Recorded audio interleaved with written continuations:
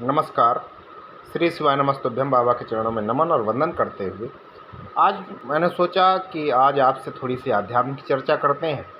अध्यात्म की चर्चा करने करते कभी कभी माइंड पे ये आता है कि मैं तो इतना धर्म कर्म करता हूँ और धर्म कर्म करने के बाद मेरे साथ दुख कितना रहता है। मैं बहुत दुखी रहता हूँ, मुझे बहुत परेशानी रहती है और बगल वाला इंसान जो है वो बहुत अधर्म करता है और वो खुश रहता है।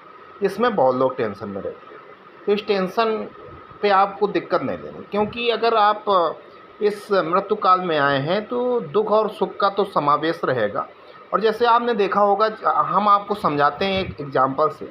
आपने चुनाव देखा होगा, जब चुनाव में उम्मीदवार खड़े होते हैं, तो जैसे विधायकी का चुनाव हो रहा है, उम्मीदवार खड़े हैं, तो अगर किसी गांव का खुलना चालू हुआ, मतलब वोट खुलने चालू हुए किसी गांव के, तो उसमें देखा जाता है कि वार्ड 1 पे किसी को ज़्यादा वोट मिल रहा है तो दूसरा वाला डाउन हो रहा है।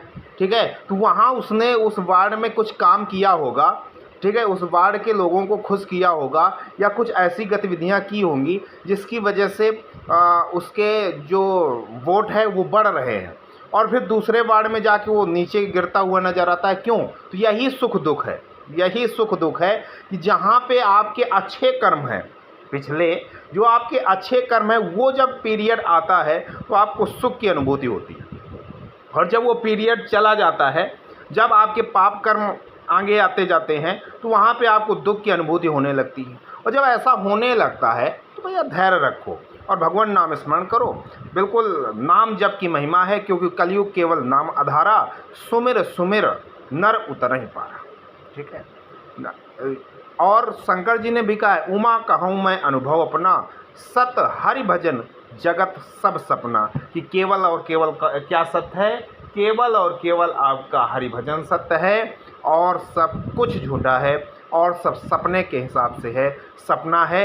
ये आपको ध्यान रखना है। मैंने सोचा आज ये थोड़ी सी आध्यात्मिक चर्चा आपके साथ कर ली जाए। तो इसी के साथ मैं अपनी वाणी को विराम देना चाहूँगा। आज के लिए इतना ही। धन्यवाद।